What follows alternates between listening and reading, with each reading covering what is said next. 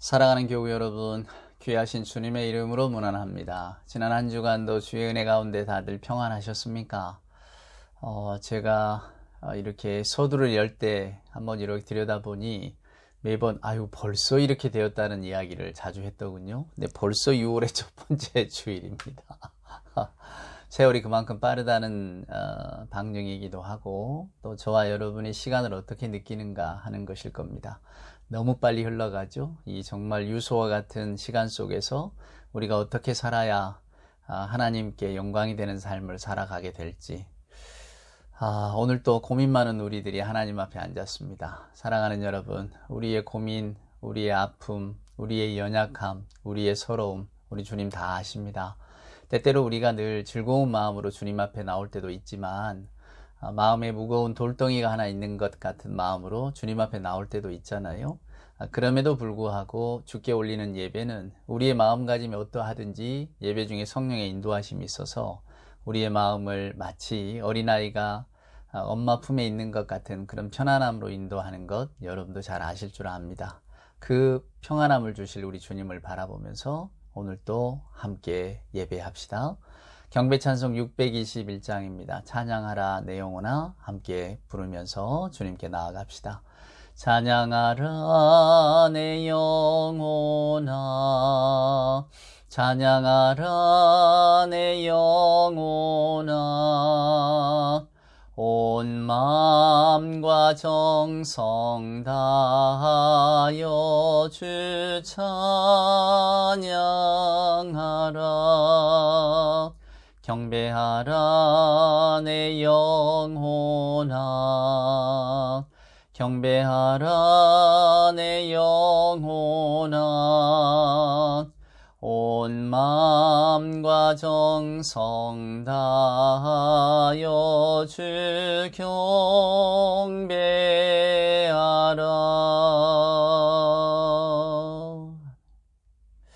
사도신경으로 우리들의 신앙을 고백합니다. 전능하사 천지를 만드신 하나님 아버지를 내가 믿사오며 그 외아들 우리 주 예수 그리스도를 믿사오니 이는 성령으로 잉태하사 동정녀 마리아에게 나시고 본디오 빌라도에게 고난을 받으사 십자가에 못 박혀 죽으시고 장사한 지 사흘 만에 죽은 자 가운데서 다시 살아나시며 하늘에 오르사 전능하신 하나님 우편에 앉아 계시다가 저리로서 산자와 죽은 자를 심판하러 오시리라. 성령을 믿사오며 거룩한 공예와 성도가 서로 교통하는 것과 죄를 사하여 주시는 것과 몸이 다시 사는 것과 영원히 사는 것을 믿사옵나이다. 아멘. 우리가 함께 교독할 성시는 오늘은 교독문 20번입니다. 여러분 찬송가 뒤에 교독문을 꼭 펴시고 우리가 예배 현장에서 한 줄 한 줄 이렇게 교독하는 것처럼 여러분도 꼭 예배를 드려주시기를 바랍니다. 자, 교독문 20번 시편 33편에 기록된 말씀 제가 먼저 첫 줄을 읽겠습니다. 너희 의인들아 여호와를 즐거워하라. 찬송은 정직한 자들이 마땅히 할 바로다. 수금으로 여호와께 감사하고 열줄 비파로 찬송할지어다. 새 노래로 그를 노래하며 즐거운 소리로 아름답게 연주할지어다. 여호와의 말씀은 정직하며 그가 행하시는 일은 다 진실하시도다. 그는 공의와 정의를 사랑하시며 세상에는 여호와의 인자하심이 충만하도다. 여호와의 말씀으로 하늘이 지음이 되었으며 그 만상을 그의 입 기운으로 이루었도다. 그가 바닷물을 모아 무더기같이 쌓으시며 깊은 물을 곳간에 두시도다. 온 땅은 여호와를 두려워하며 세상의 모든 거민들은 그를 경외할지어다. 아멘.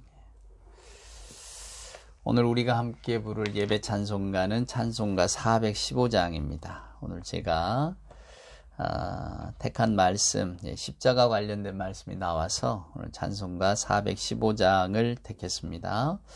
잘 부르지 않는 찬송가일지도 모르겠습니다. 모르시는 분도 차분히 한번 따라 불러보시면 이 찬송가의 은혜가 깊습니다. 찬송가 415장 함께 찬송합시다. 십자가 그늘 아래 나 쉬기 원하네. 저 햇빛이 뜨겁고 또 짐이 무거워 이 광야 같은 세상에 늘 방황할 때에 주 십자가의 그늘에 내 쉴 곳 찾았네. 내 눈을 밝히 떠서 저 십자가 볼 때 날 위해 고난 당하신 주 예수 보인다. 그 형상 볼 때 내 맘에 큰 찔림 받아서 그 사랑 감당 못하여 눈물만 흘리네. 십자가 그늘에서 나 길이 살겠네. 나 사모하는 광채는 주 얼굴뿐이라. 이 세상 나를 버려도 나 두려움 없네. 내 한량 없는 영광은 십자가뿐이라. 아멘.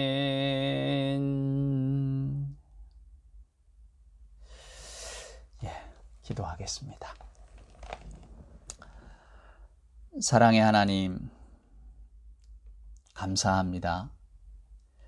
늘 주의 은혜를 알지만은 그 은혜 가운데 살지 못하고 항상 무언가 부족하고 모자란 것들만 바라고 구하는 저희들이 오늘도 주님 앞에 나와 고개 숙여 예배합니다. 때때로 우리가 용서받은 사람이라는 사실을 잊어버리고 다른 사람을 비방하며 또 흉보는 일에 앞장섰던 저희들, 마음이 돌과 같이 딱딱하게 굳어져 허물과 잘못을 용서하지 못하고 들춰내며 정죄하는 저희들, 주께 용서를 받았으니 하나님 저희도 우리의 허물을 고백하며 간구합니다.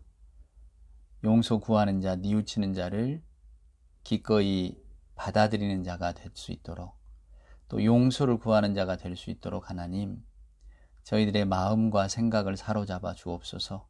저희들의 심령이 사막처럼 메마르지 않게 하시고 주님의 은혜를 늘 기억하며 살아가는 저희가 되게 하여 주시옵소서.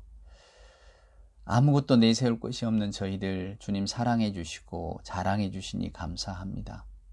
이 세상 무엇보다 우리 주님을 사랑하며 살겠다는 신앙의 고백, 믿음의 고백, 주님이 저를 자랑해 주시오니 저 역시 주님을 자랑하며 살겠다는 고백이 오늘 이 시간 우리들 마음속 깊은 곳에서 나오게 하여 주시옵소서. 세상의 그 누구보다도 연약한 저희들 오늘 주께 간구합니다. 우리 주님이 강하시니 저희들은 아무것도 두려워하지 않겠습니다. 저희는 할 수 없지만 주님이 하라 하시니 무엇이든 할 수 있다는 마음으로 나아가기를 원합니다. 부족합니다. 하지만 주님이 채워주시면 차고 넘쳐 흐르니 염려하지 않고, 감당할 수 없지만 주님이 도와주시면 어떤 것도 넉넉히 감당할 수 있다는 믿음의 고백을 드리기를 소원합니다. 지난 한 주간 저희들의 허물을 아십니다. 저희들의 연약함을 아십니다. 주님 용서하여 주시옵소서. 저희들을 가련히 여겨주시고 불쌍히 여겨주시옵소서. 뜻대로 되지 않아 속상했던 일들, 뜻대로 하지 못해 안타까웠던 일들, 다 저희들의 욕심이 너무나 깊음을 다시 한번 들여다보게 하시고, 이 시간 세상의 것에만 마음 뺏겨 살아왔던 저희들이 영원하신 하나님의 나라, 하나님의 다스림에 눈을 뜨고 귀를 기울일 수 있는 은혜를 허락하여 주시옵소서. 찬송을 부를 때에 더 간절하게 하시고 말씀을 들을 때에 더 갈구하는 심령이 되게 하셔서 오늘도 주의 말씀이 내 삶의 등이요 내 가는 길의 이정표가 됨을 고백하는 저희들이 되게 하여 주시옵소서. 하나님, 인간의 생명을 가볍게 여기고 인권을 억압하는 불의한 세계 속에 저희들 살아갑니다. 네 편 내 편 구별하는 차별의 벽들 거침없이 세우는 저희들의 연약함이 여전히 남아 있습니다.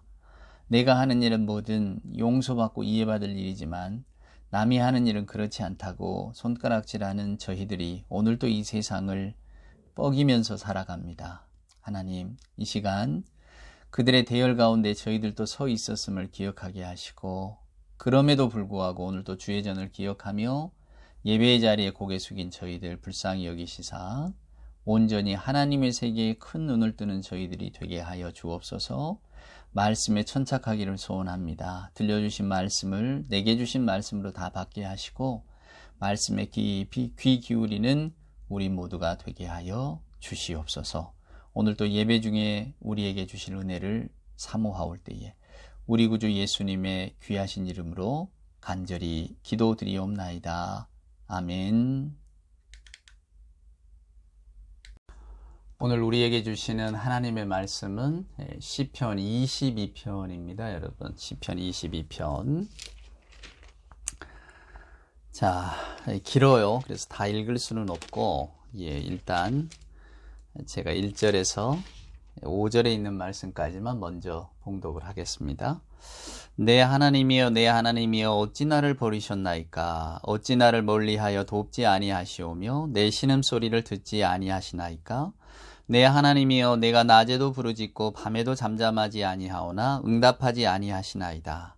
이스라엘의 찬송 중에 계시는 주여 주는 거룩하시니이다. 우리 조상들이 주께 의뢰하고 의뢰하였으므로 그들을 건지셨나이다. 그들이 주께 부르짖어 구원을 얻고 주께 의뢰하여 수치를 당하지 아니하였나이다. 조금 더 읽어볼까요? 나는 본래요 사람이 아니라 사람이 비방거리요 백성의 조롱거리이니이다. 나를 보는 자는 다 나를 비웃으며 입술을 비죽거리고 머리를 흔들며 말하되 그가 여호와께 의탁하니 구원하실 걸 그를 기뻐하니 건지실 걸 하나이다. 여러분은 그런 생각 안 해보셨습니까?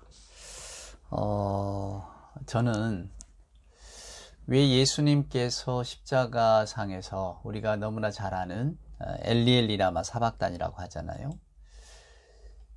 왜 예수님께서 이 말을 하셨을까? 분명히 시편을 알고 계셨다는 이야기 아닙니까? 그러면 여호와는 나의 목자시니 내게 부족함이 없으리로다. 이런 시편을 인용하지 않으시고 왜 나의 하나님 어찌하여 나를 버리셨나이까? 이걸 인용하셨을까? 오늘 제가 6절도 읽었습니다마는 나는 본래요. 사람이 아니고 사람이 비방거리요 백성들의 조롱거리입니다. 이 내용을 다 알고 계셨다는 거잖아요. 이제 그 신약 학자들이 이 시편 22편이 미리 예수님의 순환을 이렇게 생각하면서 쓴 시편입니다. 이렇게 말하기도 합니다. 너무 유사하니까요. 여러분이 성경을 갖고 있는, 그러니까 여러분이 가지고 있는 시편 20편을 쭉 읽어보면, 옷을 그들이 계속해서 읽어보면, 하나님 저들이 내 옷을 찢습니다. 내 겉옷을 나누며 속옷을 제비 뽑습니다. 뭐 이런 이야기도 나오고, 그러니까 마치 예수님의 그 십자가 순환을 그대로 묘사한 듯한 시편이라서 이 시편 22편을 그렇게 많이 해석을 합니다. 그래서 제목도 메시아 순환과 영원한 승리를 말하는 예언시다 이렇게 이야기하기도 합니다. 근데 저는 왜 예수님이 그 많은 시편 가운데 예수님이 시편을 대부분 알고 계셨다고 우리가 생각을 해볼 때에 왜 하필 22편을 십자가에서 말씀을 하셨을까? 그것은 이것이 가장 깊은 고통의 시요, 또 가장 확신을 주는 하나님께 의지하는 영광의 시였기 때문에 그런 건 아닐까 생각을 해봅니다. 많고 많은 시편 중에 우리 주님이 가장 절체절명의 순간, 가장 고통스러웠던 순간에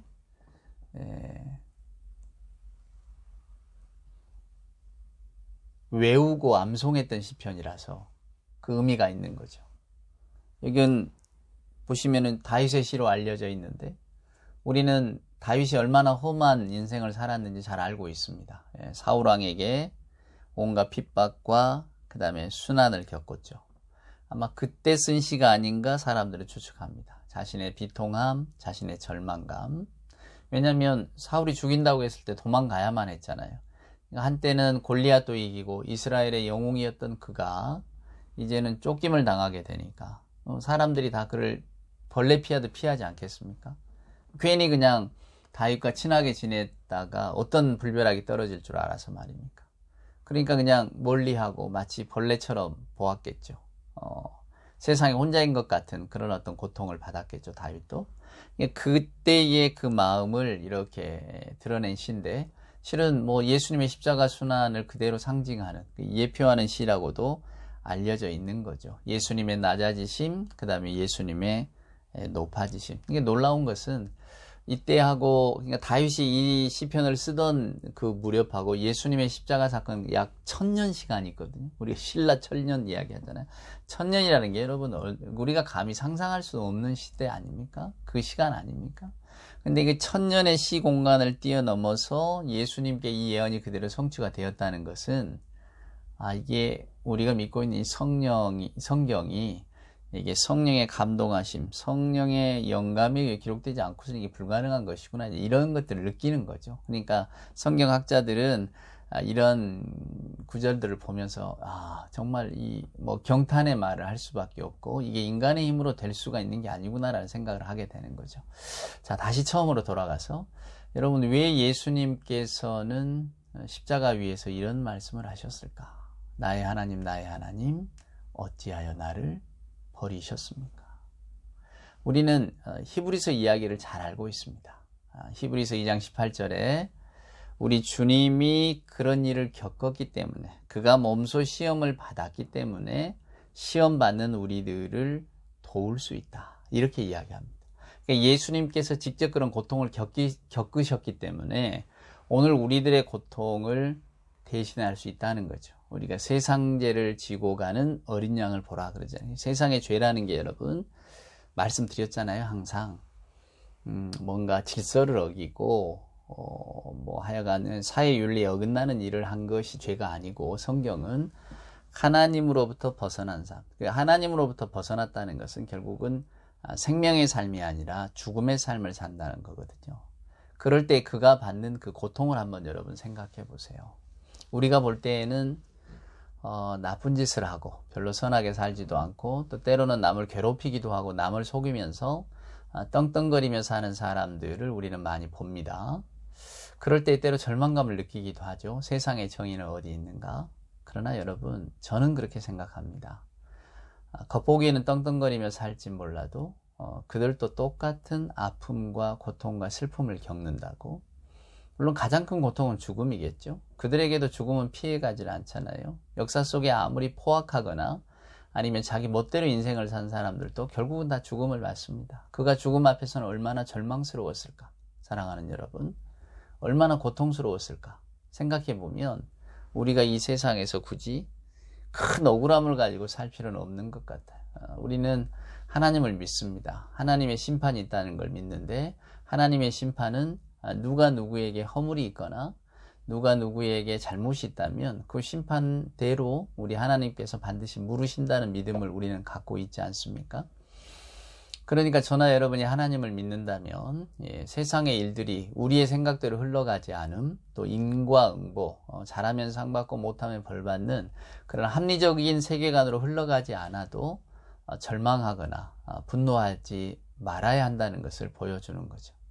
오늘 우리 주님의 이야기로 돌아갑니다. 여러분, 시인 윤동주를 아실 겁니다. 저는 뭐 그분의 많은 시도 좋아하고, 또 그분의 삶이라는 게 결국은 30도 못 되어서 일본의 감옥에서 돌아가셨잖아요. 그러니까 우리가 민족시인이라고 부르기도 하고 그의 젊음을 안타까워하는 거죠. 한 사람의 인간으로서 그가 남긴 주옥 같은 시편도 좋아하지만 그의 인생이 또 그의 삶이 저와 여러분에게 어떤 비극적인 죽음을 통해서 던져주는 그 비장함이 있잖아요. 순결한 비장함이라고나 할까? 그래서 우리는 윤동주의 시를 좋아하는 것 같습니다. 막상 그 잎새에 있는 바람에도 나는 괴로워했다는 그런 시인의 마음도 우리가 알고 있고요. 근데 그 윤동주의 가장 유명한 시 중에 하나가 우리 예수 믿는 분들은 그 십자가라고 하는 시를 다 아시잖아요. 왜 쫓아오던 햇볕인데 오늘 교회당 첨탑 위에 걸렸다고. 그러면서 이렇게 쭉 그 내려오는 마지막 시편 가운데 종소리도 들려오지 않는데 이제 그 십자가 밑에 있는 거죠. 이 시인이. 그리고 이렇게 그 첨탑을 바라봅니다. 종소리도 안 들려오는데 나는 그냥 휘파람이나 불며 서성이다가 왜 서성이는지는 모르겠어요. 하지만 그 다음에 이제 나오는 구절을 보면 그가 왜 서성이고 있는가를 알게 되는데 그 이어지는 구절이 그렇습니다. 괴로웠던 사나이 행복한 예수 그리스도처럼. 괴로웠던 사나이 행복한 예수 그리스도. 자기가 볼 때에 예수께서는 괴로우셨을 거라 그 말. 그러니까 엘리엘리라와 사박단이라는 외침을 하시죠. 하지만 행복했던 사나이. 내 영혼을 주께 맡깁니다. 돌아갈 때가 있잖아요. 우리 주님의 십자가상, 가상 7원이라고 하잖아요. 거기에서 들려주시는 이 메시지, 마지막 메시지를 그는 행복하다고 생각했던 모양입니다. 저에게도 그런 십자가가 허락된다면 제 모가지를 드리겠다고. 그리고 꽃처럼 피어나는 피를 뿌리겠다고. 그는 아마 어떤 결심을 하고 있겠죠. 그러니까 십자가 밑에서 예수 그리스도를 떠올립니다. 근데 그가 떠올린 말이 괴로웠던 사나이. 자, 예수님은 왜 괴로웠을까, 여러분? 고통스러웠던 사나이. 이게 아니었을까 생각합니다. 왜냐하면 십자가는 고통이잖아요. 피가 빠져나가고. 그러니까 십자가형이라는 게 여러분 이 다윗 때는 없었어요. 역사적으로 보면 다윗 때는 이런 형이 없었대요. 근데 이제 점점 더 세월이 흘러가고 사람들이 조금 더 강하게 처벌하기 시작하면서 십자가형을 고안을 해냈는데 일단 십자가에 매달면 고통스럽답니다. 이게 바로 죽는 게 아니잖아요. 바로 죽어야 되는데 이왕 죽을 거면 여러분 용서하세요. 제가 이렇게 표현해서 이왕 죽을 거면 빨리 죽어야 고통이라도 덜어주는데 서서히 죽는 가장 서서히 이게 사람을 말려 죽이는 게 십자가거든요. 온갖 고통을 다 맛보게 하는 거죠. 그게 지금은 없잖아요. 잔혹하니까 없애버리잖아요. 근데 예수님이 그 십자가형을 당했습니다. 얼마나 고통스러우셨을까. 우리가 몇 년 전에 그 멜 깁슨이라고 하는 배우이자 감독이 만든 The Passion of the Christ라는 영화 보셨잖아요. 예수님의 순환, 고통. 우리가 그걸 보면서 얼마나 많이 놀랐습니까? 실제로 영화 보다가 심장마비로 돌아간 분도 있다는 해외 토픽도 우리가 많이 보았는데 저나 여러분은 예수님의 그 고통은 잘 생각하지 않고 삽니다. 그저 십자가에서 우리를 구원하신, 즉 영광의 그리스도를 생각하지 고난과 고통, 그 고통의 극점이 어디입니까? 십자가 아닙니까? 그 십자가 위에서 돌아가셨다. 십자가라고 하는 것이 인간의 가장 깊은 폭력성을 드러내잖아요. 인간을 가장 고통스럽게 죽인다고 할 때에 그 십자가 위에서 드러나는 것은 결국 우리의 악함입니다. 우리의 폭력성이죠. 하나님을 떠난 인간이 가질 수 있는 우리 스스로가 뭔가를 만들어내야 되니까 거기에 대한 불안감 때문에 상대를 죽이거나 빼앗고 내게 뭔가 험한 일이 있으면 꼭 복수해야 되는 어떤 그 피해 마음, 폭력성, 남을 괴롭히거나 남에게 고통을 주거나 남의 생명을 빼앗기까지도 하는 그런 폭력성의 실체가 십자가입니다. 예수님이 그걸 그대로 받으셨거든요. 그러니까 예수님은 어려서 나사렛에 태어나서 갈릴리에 살면서 사람들의 고통과 슬픔을 다 보셨습니다. 산다는 것이 이런 것이구나. 너무 많이 고통스럽구나. 이 고통은 어디서 온 걸까? 결국은 하나님으로부터 벌어진 인간, 우리가 만들어가려는 세상 속에 살다 보니까 겪어지는 고통들 아닙니까? 그 중에서는 여러분 예수님도 어린아이 죽음도 목격하셨을 것이고 무죄한 자가 고통받는 것도 겪으셨을 것이고 또 실제로 지금 예수님 당신께서 지금 십자가에 매달려 계시잖아요. 무죄한 자의 죽음입니다. 무죄한 자의 고통이고 그 마음이 얼마나 고통스러우셨을까. 오죽하면 주님께서도 세상은 다 나를 벌레처럼 여긴다고 하는 이 시편 22편을 떠올리시면서 이것을 말씀하셨을까. 오죽하면 주님께서 하나님 왜 나를 버리십니까? 이 육이라고 합니다. 우리가 버렸다 그러잖아요. 이 육이라고 하는 것만큼 고통스러운 게 없거든요. 예수님의 진짜 절망을 나타내는 거예요. 정말로 예수님이 고통스러우시다는 것을. 그런 척만 하시는 게 아니라. 그러니까 여기에서 실은 우리들의 소망이 있습니다. 오늘 이 시편 22편도 마찬가지고요. 바울이 막막한 고통 속에 처합니다. 지금 이 22편의 상황을 우리는 잘 모르지만 짐작합니다. 사울에게 핍박받고 순환받고 쫓겨다닐 때 아무도 그를 인정해주지 않고 받아들여주지 않을 때 얼마나 고통스러웠을까. 당장에 내일이라도 죽어도 아무 뭐랄까요? 문제가 없다니까 그런가요? 아무도 주목하지 않고 아무도 억울하다 변명해주지 않는, 언제 죽어도 마땅한 인간이 되어버린 다윗. 쫓겨다니는 다윗, 사랑하는 사람을 만나지도 못하는 그런 처지에 있는 다윗. 이웃나라 도망도 못 가요. 왜냐하면 이웃나라하고 전쟁에서 언제나 이스라엘의 장수로서 앞장섰던 사람이 다윗 아닙니까? 붙들리면 죽어요. 갈 데도 없어요. 광야를 헤매요. 얼마나 고통스러웠을까요, 여러분? 그래서 다윗은 그 고통의 순간들을 오늘 이 시편 22편에 담아놓는다 그 말입니다. 근데 놀랍게도 우리가 여러분 시편을 읽다 보면 다른 다윗의 시편이나 또 다른 시편을 읽어보면 원망이 나오면 꼭 복수를 원해요. 우리가 지난 시간에도 보았습니다만 하나님 저 악한 사람을 그냥 내버려 두시겠습니까? 그냥 편안하게 죽게 만드시겠습니까? 절대로 그러시면 안 된다고, 복수해 주셔야 된다고 이런 이야기를 하거든요. 복수가 키워드란 말이에요. 우리 인간의 마음에 맞는 거죠. 잘한 건 상 주지만 못한 건 벌 줘야 되는. 복수해야 되잖아요, 여러분. 법의 이름으로 그냥 가둔다? 이 참 우리 멀쩡한 우리가 보기에도 때때로 억울할 때가 많습니다. 저런 사람들을 왜 살려둬야 되는가? 또 때로는 부상 입었다 그러면 왜 치료해 줘야 되는가? 그냥 죽게 내버려 두지. 저 사람 때문에 죽거나 피해본 사람이 얼마나 많은데 우리 이런 생각 들잖아요. 그러면서 사법제도가 때로는 못마땅하기도 하고 합니다. 도대체 이게 뭐냔 말이에요. 저도 예전에 여러분 그 노르웨이에서 그 77명이나 되는 청소년을 총으로 이렇게 살해한 남자가 있었어요. 32살에. 이렇게 그 나치즘에 빠지고 막 했던 남자 말입니다. 근데 노르웨이는 법상 그 뭐 20여 년밖에 줄 수가 없대요. 아무리 많은 사람을 죽여도. 그러니까 또 그 사람이 또 들어가서 뭐 왜 나는 비디오 게임 안 넣어주느냐, 뭐 나는 왜 뭐 이렇게 더 재밌게 살고 싶은데 왜 못 살게 하냐, 막 항의 편지도 보내고 했대잖아요. 저는 이해가 잘 안 됩니다. 여러분도 그러시지 않으세요?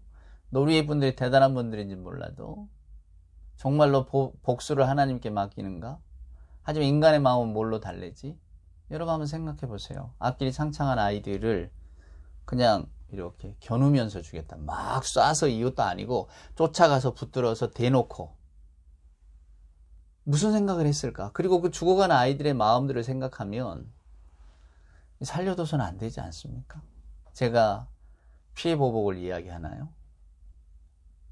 모르겠어요, 여러분. 그게 인간의 마음이겠죠. 그래서 이 시편도 제가 시편 강의하면서 여러분께 말씀드렸잖아요. 때때로 통쾌한 게 있다고. 하나님 저 원수들 가만 놔두시면 안 되죠. 제가 얼마나 고통을 당했는데 제뿐만 아니라 제 후손들도 그냥 편하게 노후 보내게 만들지 마세요, 하나님. 저 대신 복수 좀 해주세요. 이런 막 기도가 막 쏟아져 나오거든요. 근데 여러분 놀랍게도 이 시편 22편은 그 원망이 없어요. 놀랍죠?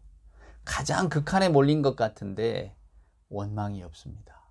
그래서 우리 주님이 이 시편 22편을 인용하신 게 아닐까 이렇게 생각합니다. 결국은 아무리 불평에 대고 아무리 하나님 내가 정말로 벼랑 끝까지 몰렸어요 라고 해도 이 시편 22편의 기자는 나는 모든 걸 다 하나님께 맡깁니다 이렇게 이야기합니다. 나는 하나님만 의지하겠어요 이런 고백을 하고 있거든요. 22편을 한번 쭉 읽어보세요. 그러면 자기의 절망이 나옵니다. 고통이 나옵니다만 결국 그 고통의 끝은 나는 하나님께 의지하겠습니다 그 말. 아무리 막다른 골목 막막한 상황 속에서도 내가 절망을 느낄 수밖에 없지만 그럼에도 불구하고 나는 생명이 끊어질 것 같은 그런 역경 속에서도 하나님의 구원의 은총을 찬미하는 자리까지 나가겠다고 이야기를 하는 거예요. 그리고 그것은 하나님께서 반드시 이루어 주신다고 말합니다. 우리는 우리 주님이 이렇게 말씀하셨던 것도 기억합니다.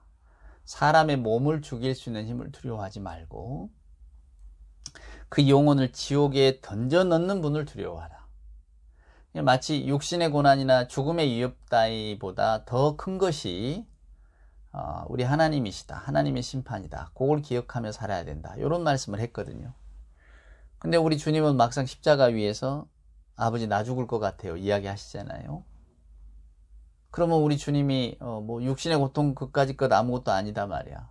영원한 생명을 주시는 하나님께 버림받는 것이 더 무거운 건데 우리 주님은 왜 나의 하나님 나를 버리셨나이까 이렇게 외치셨을까? 아마도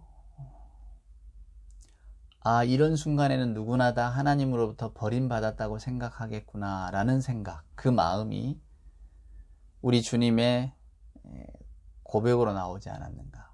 온종일 불러도 아무 대답이 없고 벌레처럼 비방받는 그런 나에게 도우심을 구하잖아요. 여러분 2절 한번 보세요. 뭐라고 되어 있습니까? 하나님이 내가 낮에도 부르짖고 밤에도 잠잠하지 아니하오나 응답하지 아니하시나이다. 이스라엘의 찬송 중에 계시는 주께서 왜 그러십니까? 지금 그러는 거거든요. 내가 밤낮으로 울부짖어도 하나님 나 안 찾아주셨잖아요. 그러니 내가 버림받았다는 느낌을 안 받겠습니까? 지금 이렇게 고백하고 있는 거거든요.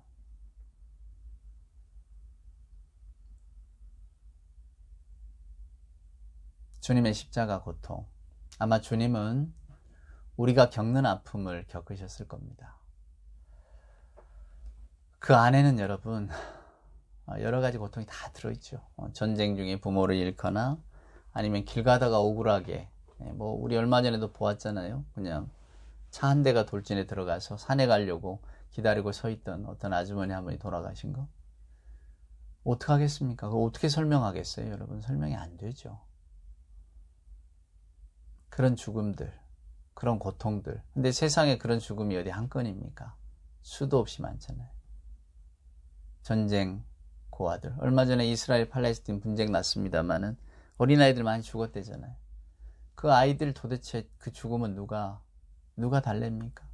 그 부모의 마음은 여러분 누가 달래요? 우리 주변에도 억울한 일로 세상을 등진 사람들, 억울해하는 부모들, 그걸 누가 달랩니까? 주님은 그분들의 심정을 대변합니다. 하나님 어찌 나를 버리십니까? 그분들은 다 똑같은 고백을 할 수밖에 없을 겁니다. 왜 나를 버리십니까? 하나님이 정말 살아계신다면 그러시진 않으셨어야죠. 이런 거. 하나님이 살아계신다면 내 아이가 혹은 내 사랑하는 사람이 그 죽어갈 때에 왜 가만히 계셨습니까?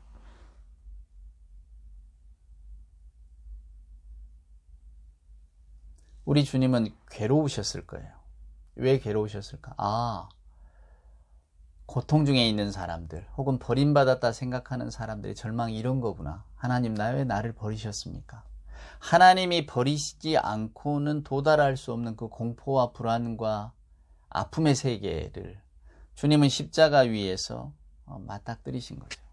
다윗도 마찬가지입니다. 쫓겨다니고 세상이 다 자기를 쓰레기 취급하고 벌레 취급하고 도처가 자기를 죽이려는 사람들로 가득 찼을 때 그의 마음이 여러분 얼마나 절망스러웠겠습니까? 그 절망스러움이 오늘 이 시로 등장한 것이고 우리 주님은 그 절망을 아셨습니다. 그리고 오늘 우리들에게도 이렇게 말씀하십니다. 여러분의 절망을 내가 알고 있다고. 여러분의 슬픔을 내가 알고 있다고. 그래서 내게로 오라고. 우리는 되어지지 않은 일로 슬퍼하고 내가 기대하지 않았던 일이 찾아들었을 때 굉장히 당황하면서 또 억울합니다. 세상의 모든 사람들은 다 웃고 있는데 나는 왜 울고 있는가? 모두가 다 편안해 보이던데 내 삶은 왜 이렇게 피폐한가?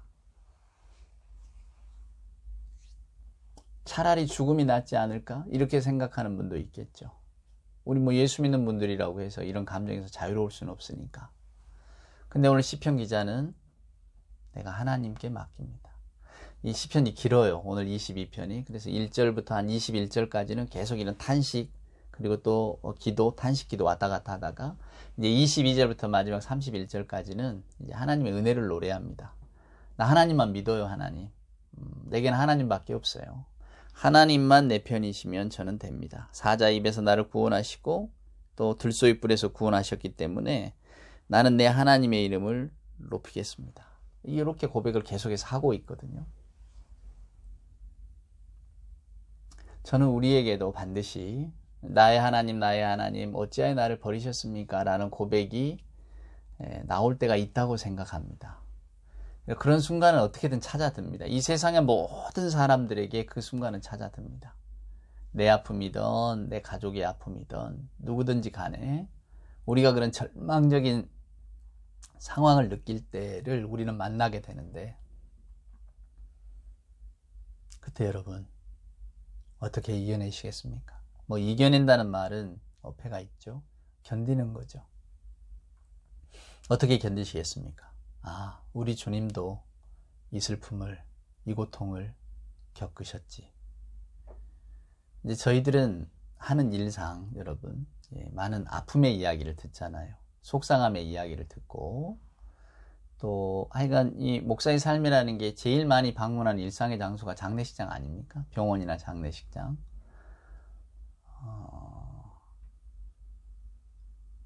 인간의 슬픔의 장소에 가장 많이 가 있죠. 사람의 마음으로는 공감하기도 어렵고 또 기도하기도 어렵습니다. 나는 그런 일을 안 당해봤잖아요. 어떤 슬픔이 있다면 내가 겪지 않은 아픔의 깊이를 어찌 헤아릴 수나 있겠습니까? 그 아픔은 헤아리지 못합니다. 본인이 아니고는 알 수 없는 일들이에요.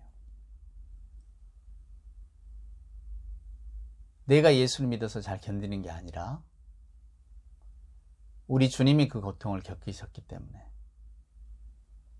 윤동주 시인의 시처럼 얼마나 괴로웠을까. 하지만 우리 주님은 행복해 하셨다고 합니다. 왜? 그 고통을 함께 짊어질 수 있고 그 고통을 내가 함께 나눌 수 있으니까.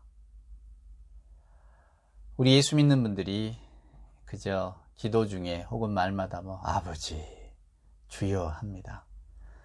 믿지 아니하는 분들은 저 무슨 입에 발린 탄식 언어인가? 그러겠죠. 하지만 우리 믿는 분들은 그 의미를 알잖아요. 아버지. 내겐 아버지가 있는 거죠. 나의 하나님 어찌하여 나를 버리셨습니까? 아버지요. 하지만 우리 주님의 마지막은 아버지요. 내 영혼을 아버지의 손에 맡깁니다. 여러분 아시죠? 아버지라고 부른 최초의 인간이 예수, 나사렛 예수라는 걸 여러분 아십니까? 우리가 고백하잖아요. 참 신이자 참 인간이셨다고. 예수님은 지금 십자가 위에서 폰만 잡고 계시는 게 아니에요. 어차피 내가 이따가 부활할 것인데, 어차피 나는 하나님인데. 그게 아니란 말이에요. 철저히 인간이셨고 철저히 고통을 받으셨던. 그러나 그 주님이 받으셨기에, 겪으셨기에 우리의 눈물을 아시고 오늘 우리를 위로하십니다. 혹여 여러분 가운데 요즘 같아서는 정말 매일 눈 뜰 때마다 하나님 왜 나를 버리셨습니까? 이런 탄식의 순간, 탄식의 기도가 나옵니다 라고 하는 분들, 오늘 이 말씀을 곰곰이 생각하십시오. 우리 주님도 십자가에서 나의 하나님 어찌하여 나를 버리셨습니까? 혼자일 것 같은 아주 극단의 공포의 순간들을 감당하셨고요. 그래서 고통스럽고 괴로웠지만 그럼에도 불구하고 내가 나의 십자가를 통해서 우리 하나님의 사랑이 세상 사람들에게 보여지고 구현되어진 거잖아요. 시인은 노래합니다. 그랬기 때문에 행복했던 예수 그리스도라고. 그래서 저도 그분처럼 모가지를 들이우고 내 피를 흘릴 수 있겠다고. 주님을 생각하십시오. 세상의 어느 누구도 우리를 위로할 수는 없습니다. 슬픔의 깊이, 고통의 깊이도 다 다릅니다. 똑같은 일을 당했다고 해서 심정까지 똑같지는 않거든요. 그렇죠, 여러분? 우리 개개인만의 고유의 특성이 있기 때문에 우리는 또 다른 눈물과 또 다른 아픔을 봅니다. 그래서 아무도 위로할 수가 없어요. 스스로가 위로를 해야지. 근데 어떻게 위로합니까? 우리가 위로는 못합니다. 연약한 인간이 어떻게 불완전으로 인해서 빚어지는 모든 일들에 대해서 저렇게 한탄하고 후회하는 인간을 위로할 수가 있단 말입니까? 오직 우리의 위로자는 우리 주님뿐입니다. 막연히 주님뿐이 아니라 주님이 그걸 다 겪으셨기 때문에. 우리 주님이 얼마나 억울하셨을까? 우리 주님은 얼마나 분하셨을까? 아마 십자가 밑에 기다리고 있는 사람들의 기대가 주님 아버지의 아들이라면, 하나님의 아들이라면 그깟 밧줄 주면 아무렇지 않게 두두둑 끊어버리시고 우리 눈앞에서 하나님의 하나님 되심을 증거하셔야 되지 않습니까? 다 이렇게 기대하고 고대했을 것 아닙니까? 지금도 저는 그런 생각을 해봅니다. 우리 주님이 십자가에서 그걸 턱 끊고 내려오셨다면 얼마나 주변의 사람들이 놀랬을까? 얼마나 예수님의 제자들은 통쾌했을까? 근데 복음이 그런 게 아니잖아요. 하나님의 말씀이 우리 인간의 기대에 따라 흘러가면 되겠습니까? 그러면 우리가 만들어낸 하나님이 되겠죠. 하나님의 말씀은 신비하고 오묘합니다. 그래서 하나님이 계시해 주지 않으시면 우리가 아무도 그 하나님의 세계를 알 수 없습니다. 오늘 우리 주님은 십자가 위에서 엘리 라마 사박단이라고 하는 외침을 외치심으로써 우리가 이 땅을 살아가면서 겪어야 될 모든 고통들에 다 응답하고 계십니다. 흔히 그 아우슈비츠 이야기를 하죠. 독일의 2차 대전, 독일 사람들이 폴란드의 아우슈비츠에 유대인들을 몰아넣고 집단 학살했던, 그래서 아도르노라고 하는 철학자인가요? 우리 인간의 인류의 역사가 2차 대전 전과 전후, 또 아우슈비츠 수용소 전과 후로 나뉠 수밖에 없다고. 인간의 가장 무시무시한 폭력성이 드러나는 곳이잖아요.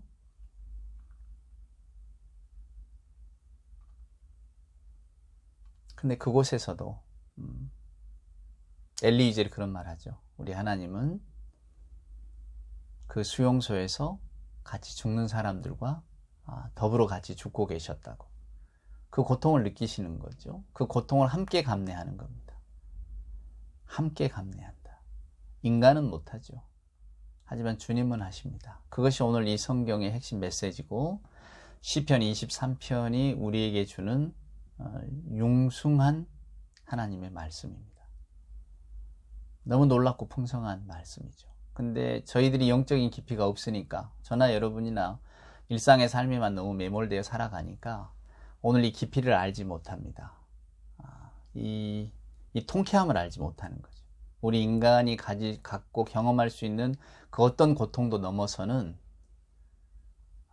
주님 안에 있는 그 힘을 느끼지를 못하기 때문에 오늘 우리가 이 시를 읽으면서 통쾌함을 못 느끼는데요. 그러나 주님은 결국 다윗은 내가 하나님께로 돌아갑니다. 하나님만 의지하겠습니다. 이 고백으로 끝을 맺거든요. 우리 주님도 나의 하나님 어찌하여 나를 버리셨습니까? 이 땅의 사람들의 겪어지는 그 많은 고통들을 목도하시면서 얼마나 괴로우셨을까. 박상 본인도 당하시잖아요. 그 극심한 육신의 고통과 많은 사람들로부터 손가락질하고 내쳐지는 기분. 근데 결국 마지막 고백은 아버지 내 영혼을 하나님 아버지의 손에 의탁합니다.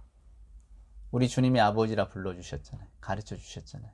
그 좋으신 아버지가 바로 우리의 아버지고, 우리의 모든 고통을 아시는 주께서 우리와 함께 견디자고 말씀하시는 이 복된 말씀을 우리가 기억하면서, 언제 어느 때 우리가 정말로 하나님 나를 버리셨습니까?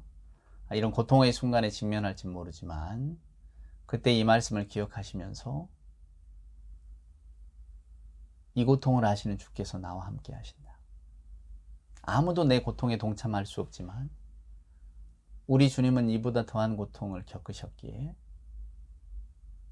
그러나 그 주님이 내 시험을, 내 고통을 같이 지고 가신다 말씀에 약속했기에 나는 오늘 그분을 믿습니다. 그리고 그분으로 인하여서 내가 위로를 받습니다.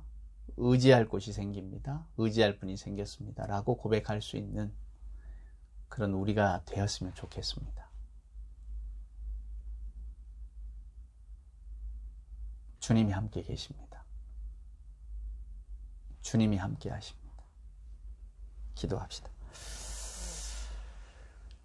이제는 우리 구주 예수 그리스도 크신 은혜와 아버지 하나님의 만극하신 사랑하심과 자비하신 성령님의 함께 하심이 주의 사랑을 알고 주께서 더불어 함께함을 기억하는 모든 하나님의 자녀들 머리머리 위에 이제로부터 영원 무궁토록 함께하여 주옵기를 간절히 축원하옵나이다. 아멘.